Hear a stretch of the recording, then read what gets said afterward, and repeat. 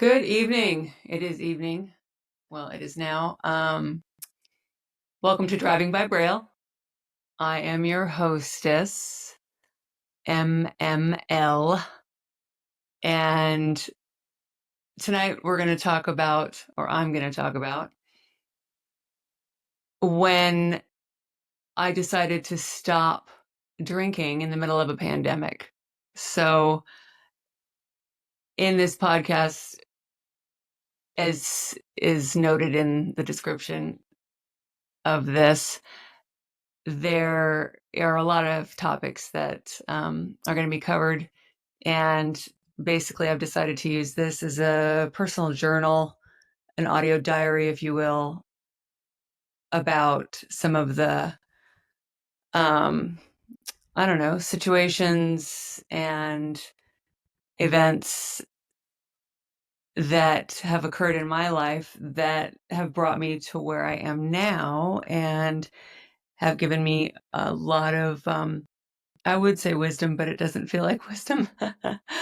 More like awareness on where I've been and where I would like not to be anymore, both physically and emotionally and spiritually, and then applying that awareness to where I'm going.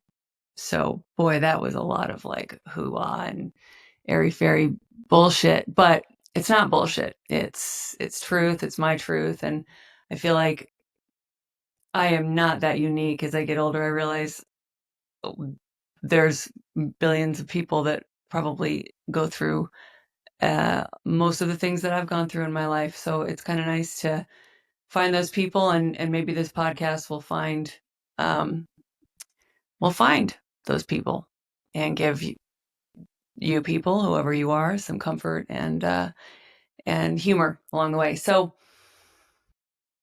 in God, I mean, to get to where I want to be, I got to talk about the fact that I think I started drinking alcohol. And by the way, this is not a sobriety podcast. It's just going to get woven in there because it really did inform a lot of my life's choices, booze, and primarily beer. But I dabbled with a lot of different alcoholic substances and other substances along the way in my life that was exciting and uh, completely devastating to my mental health. But I am one of the lucky ones. So, because I'm here talking with you about it and not in a ditch somewhere. So, yeah. So I think when I was 16, I took my first sip of alcohol. I mean, real sip, and which resulted in a glass or two, or probably three, of some rot gut champagne at my uncle's wedding. And my younger sister and I were partaking, and my parents knew it. And I just remember feeling completely invincible in that moment. And in a lot of ways, calm, but in a lot of ways, completely not calm. And like I could be crazy and it didn't matter. And you know how it is. You're invincible. You are, sometimes we're invisible when we're drinking alcohol.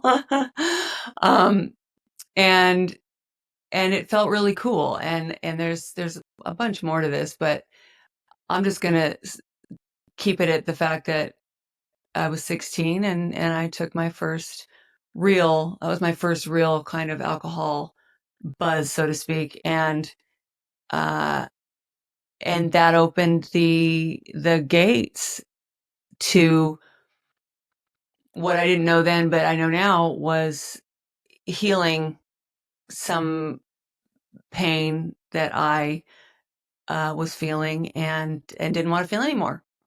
And I just, of course, you're 16, 17, don't have that kind of, whatever you want to call it, wisdom at the time. I'm just like, this feels cool. And this, a lot of people do this. All my friends are doing it and I'm finally doing it. And, and it's probably worth mentioning that prior to that, I had really prided myself and worked very hard to create this very kind of quote good girl persona. I went to Catholic schools and I was supposedly Catholic, though we didn't really go to church, but I knew I had this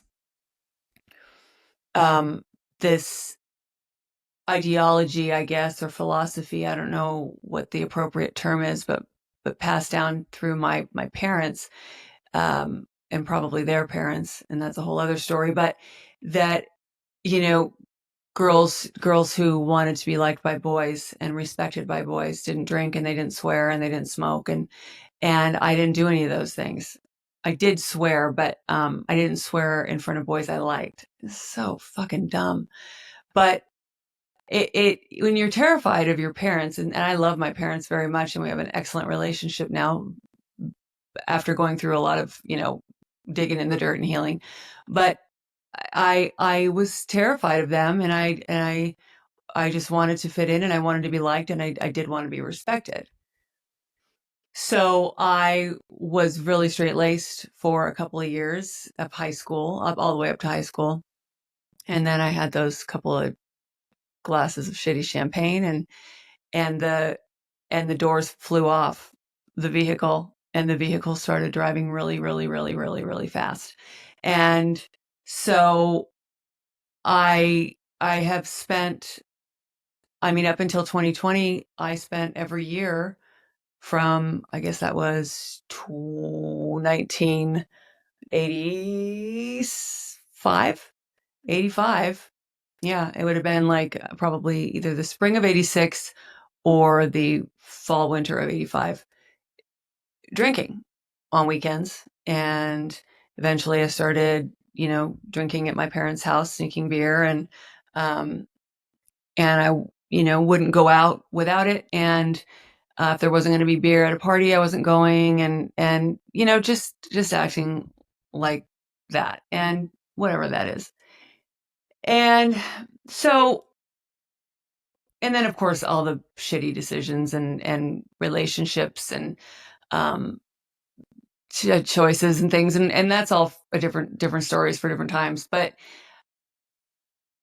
and I tried to quit right before I got pregnant. I quit alcohol. I stopped drinking and doing everything, and then I got pregnant, and that was great. And I was sober for, God, I mean, probably 18 months, leading up to getting pregnant and then being pregnant. Of course, I didn't drink while I was pregnant, but and then I quit again, and I started, and I realized that, or excuse me, I started again, and I realized that I was using the excuse, that I had been sober for so long, and even though when you're pregnant, you're not really sober.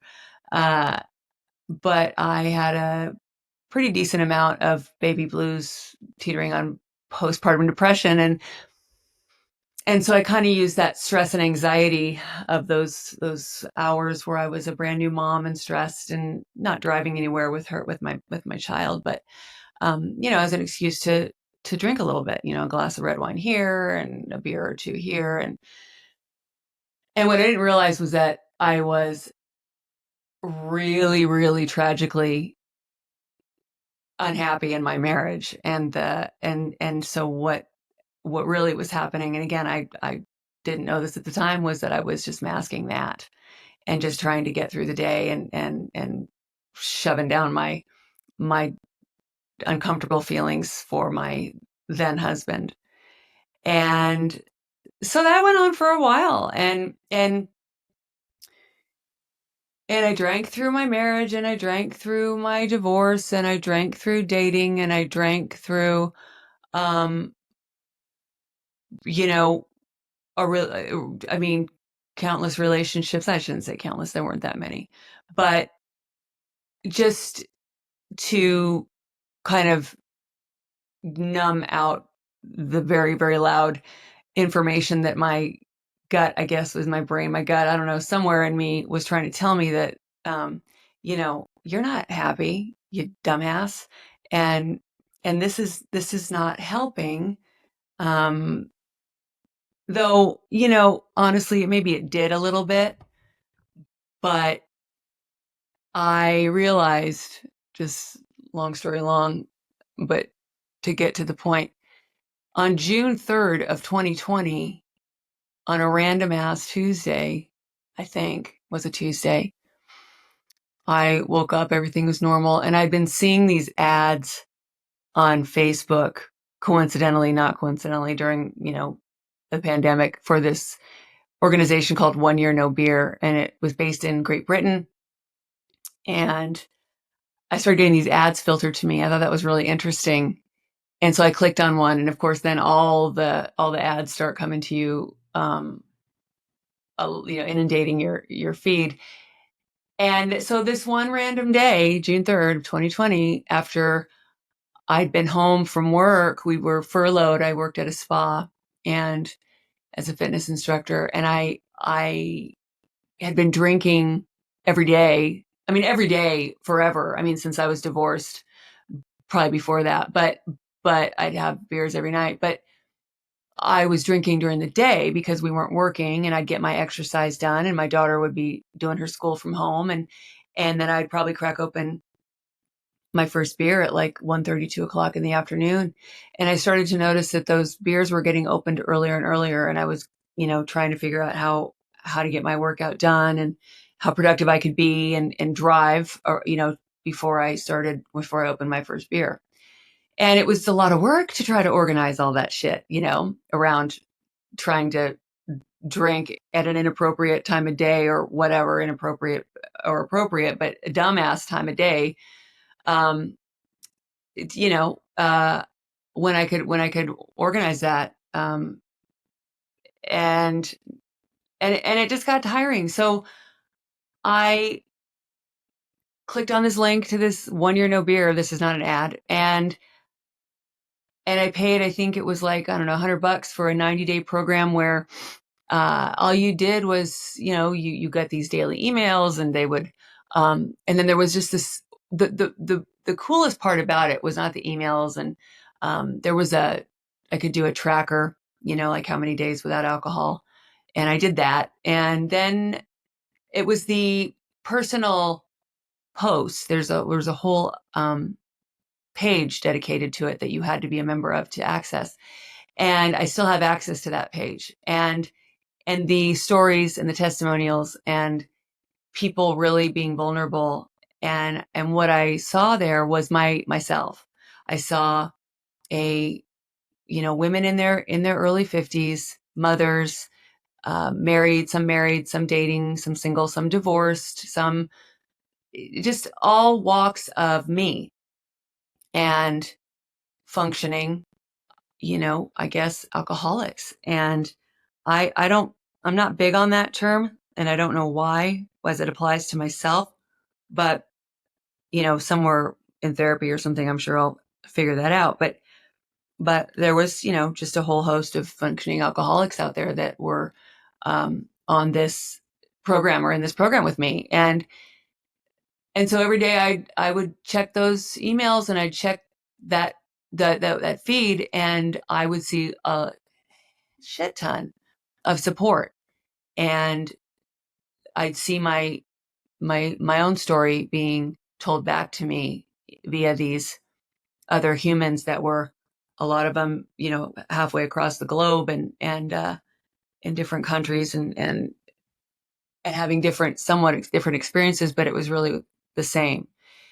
And so, I feel like, well, a lot of people, and I'm not saying this with any level of ego, were, really, really kicking up their heels and enjoying this time at home and drinking and whatever. I don't think anybody was really partying. I don't mean it to sound so flip. It was a horrible time. But for me, it was really amazing because I don't know why, and you're about to hear a lot of gratitude and confusion, because I don't know why I was able on that day to stop and to pay that money, which, look, I wasn't working for that time. I'd been out of work, like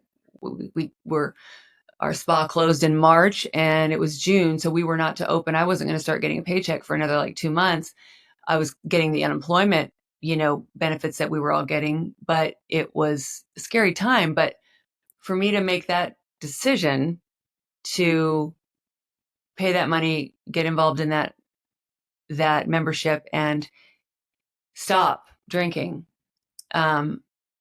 it was kind of mind blowing. And honestly, I didn't think about it too much at the time. And it's only been fairly recently when, kind of like in therapy or talking to a friend who I maybe haven't seen in a long time, if it comes up, it's only been then when I'm like, God damn.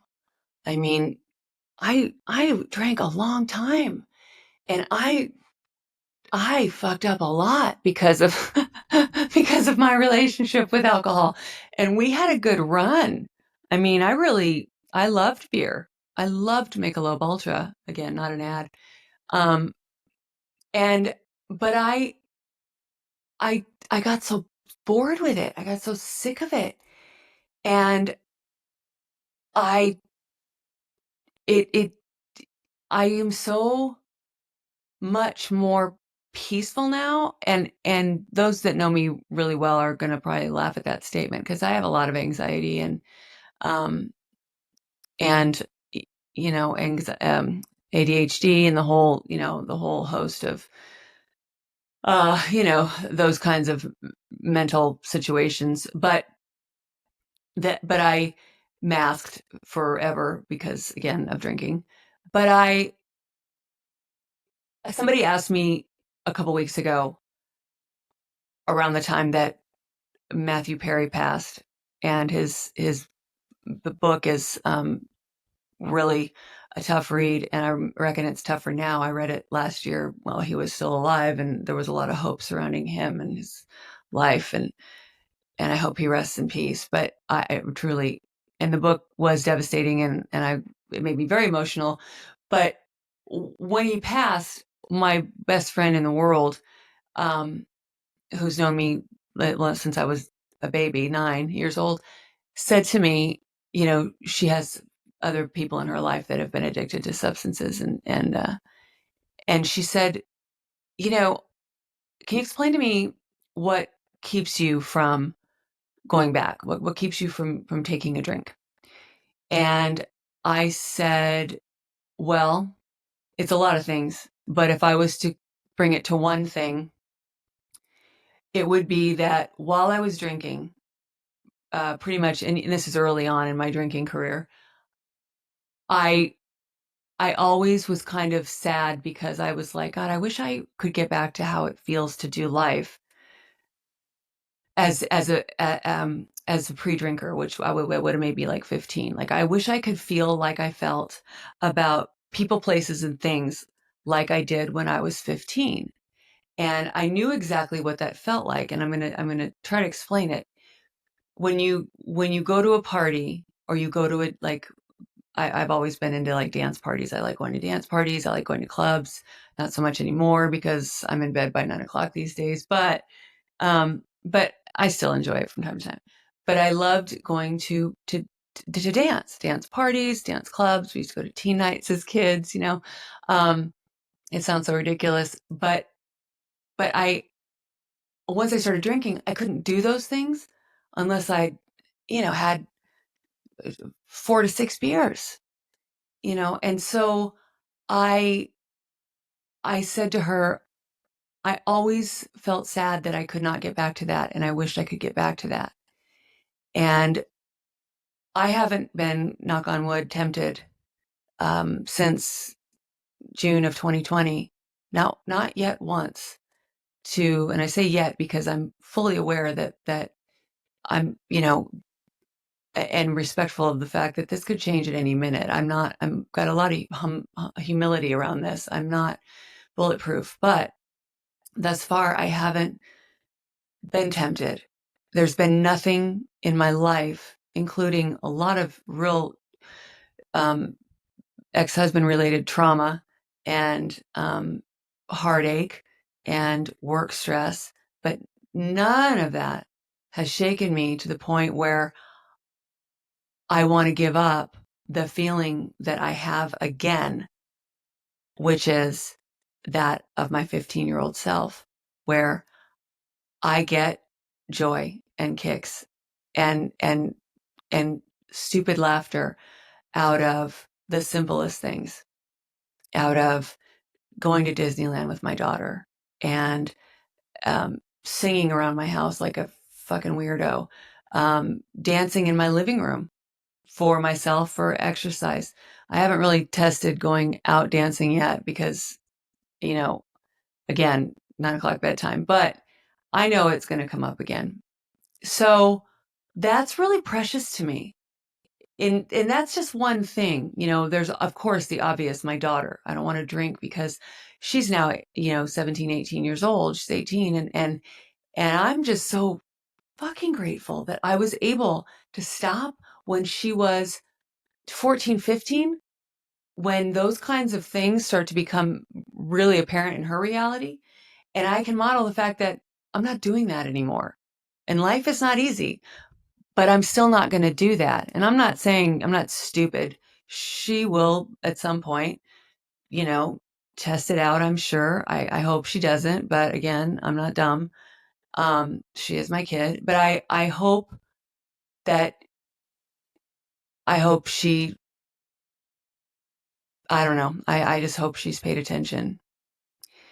So that's really it. It's getting that joy back that I had before my uncle's wedding when I drank those 3 glasses of champagne.